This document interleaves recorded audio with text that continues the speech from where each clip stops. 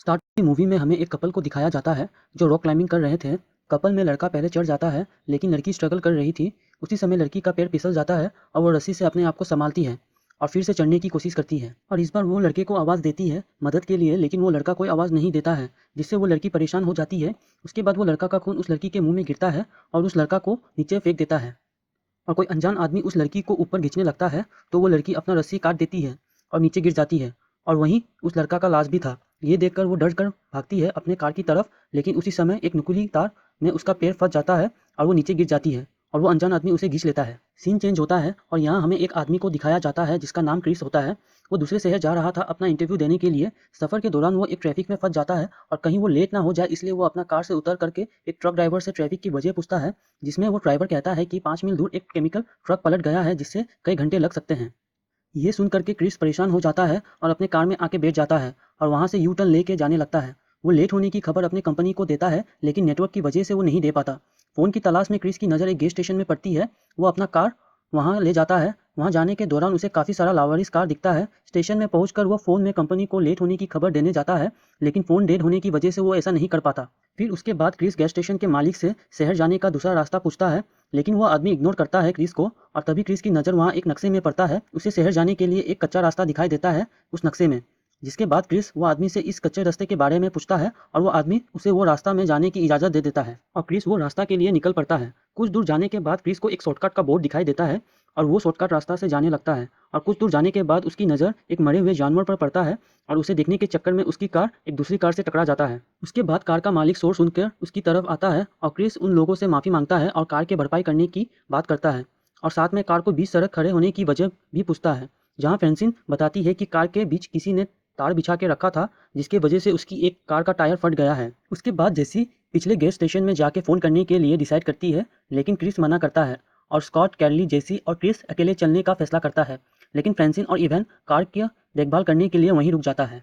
रास्ते के दौरान उन लोगों की नज़र एक मरे हुए न्योले में जाता है और उसे देख करके लग रहा था कि उसे किसी ने बीच से फाड़ दिया है। थोड़ी दूर जाने के बाद उन लोगों को कुछ गाड़ी की टायर जलते हुए दिखाई देता है। क्रिस ये देख करके उसे खतरे के अंदेशा होता है और वो सबको आगे बढ़ने के लिए कहता है। सीन चेंज होता है और यहाँ इवन को पास की झाड़ियों से कुछ आवाज़ सुनाई देता है और वो देखने के लिए जाता है और फ्रेंसिन उसे ना पाके परेशान हो जाता है और उसे ढूंढने उसके पीछे जाती है। चलते चलते उसे इवन का एक जूता दिखाई पड़ता है और उसी जगह इवन का एक कटा हुआ कान भी दिखता है। फ्रेंसिन इसे देख करके रोने लगती है और कोई अनजान आदमी पीछे से उस पर हमला करके उसे मार देता है। दूसरी तरफ ये लोग चलते चलते एक घर की तरफ पहुंचता है और मदद मांगने के लिए दरवाजा नॉक करता है और जल्दी इन लोगों को मालूम चलता है कि इस घर में कोई नहीं है। कॉल करने के लिए ये लोग घर के अंदर आते हैं और यहाँ ये लोग की नज़र टेबल पे पड़ा हुआ खाने में पड़ता है, जिसे देख करके लग रहा था कि बरसों से ये घर में सफाई नहीं हुई। और दूसरी तरफ जेसी को कार की चाबी मिलता है। जैसे क्रिस फ्रिज को खोलता है उसे इंसान की बॉडी पार्ट्स मिलता है और जेसी को भी वो तार दिखता है जिससे उन लोगों का टायर पंचर हुआ था। ये सब देख करके ये लोग यहाँ से जाने लगते हैं, लेकिन तभी ये लोग विंडो से एक गाड़ी को उनकी गाड़ी के साथ आते हुए देखते हैं और ये लोग घर के पीछे वाले दरवाजे से निकलने की कोशिश करता है, लेकिन वो दरवाज़ा बंद होता है।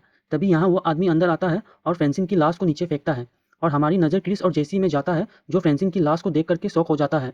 और हमें यहाँ 3 आदमी को देखते हैं जो कि कैनिबल होता है। कैनिबल उसे कहा जाता है जो इंसानों को मांस को खाता है और वो फ्रेंसिन की लाश को काट रहा था। कुछ देर बाद वो 3 कैनिबल वो लाश को खा के सो जाते हैं। मौका पाके ये लोग वहाँ से निकलने की कोशिश करते हैं, लेकिन तभी उनमें से एक कैनिबल की नज़र इनमें पड़ता है और ये सब भागने लगते हैं। ये 3 कैनिबल ये लोग को ढूंढते ढूंढते वहाँ आ जाता है और क्रिस उन लोगों की गाड़ी को चुराने का प्लान करता है और चिल्लाते हुए उन लोगों का ध्यान अपनी तरफ करता है।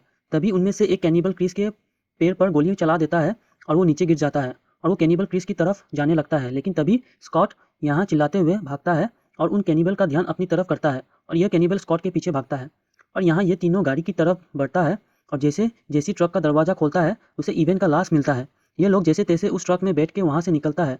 तभी एक कैनिबल उसका पीछा करता है, लेकिन ये लोग उस ट्रक से भागने में कामयाब होता है और यहाँ स्कॉट उन लोगों से भाग रहा था और उसका फ्रेंड उसे देख लेता है और उसके लिए गाड़ी रोकता है। स्कॉट उस गाड़ी की तरफ बढ़ने लगता है, लेकिन जैसे ही वो गाड़ी की तरफ बढ़ता है तभी उनमें से एक कैनिबल तीर से मार देता है और उसे उसकी मौत हो जाता है और ये लोग वहाँ से निकल जाते हैं। कुछ दूर जाने के बाद ये लोग का ट्रक कीचड़ में फंस जाता है, तो ये लोग वो ट्रक को वहीं छोड़ देता है और थोड़ी देर चलने के बाद इन लोगों को वॉच टावर दिखाई देता है और ये लोग उसके ऊपर चढ़ने लगते हैं।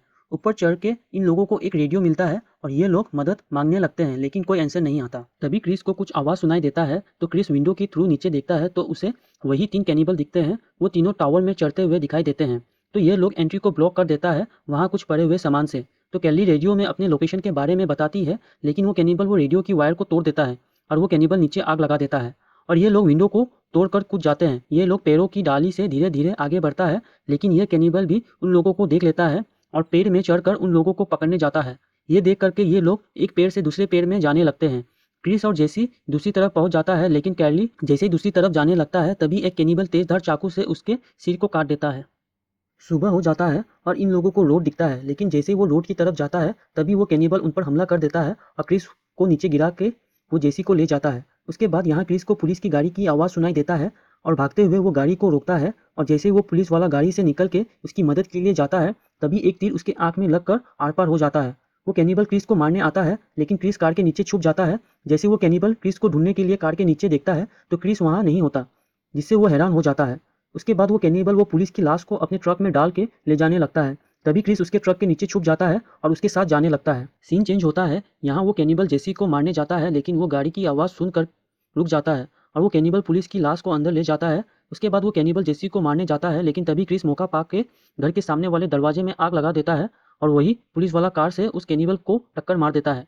उसके बाद क्रिस उस कैनिबल से सामना करता है और एक औजार से उसे घायल कर देता है और जेसी को वहाँ से छुड़ाने जाता है, लेकिन वो कैनिबल फिर से क्रिस पर हमला कर देता है, लेकिन इस बार जेसी तीर से उस कैनिबल के सिर पर मार देता है। उसके बाद ये लोग बाहर आके उस घर को उड़ा देता है और ये लोग उसी की ट्रक लेके वहाँ से निकल जाता है और उसी स्टेशन में जाता है और मैप लेके वहाँ से निकल जाता है। सीन चेंज होता है और यहाँ एक पुलिस वाला को दिखाया जाता है जो उसी जले हुए घर में छानबीन करने जाता है। तभी पीछे से एक कैनिबल उस पर हमला कर देता है। उसी के साथ मूवी यहाँ एंड हो जाता है। Thank you for watching.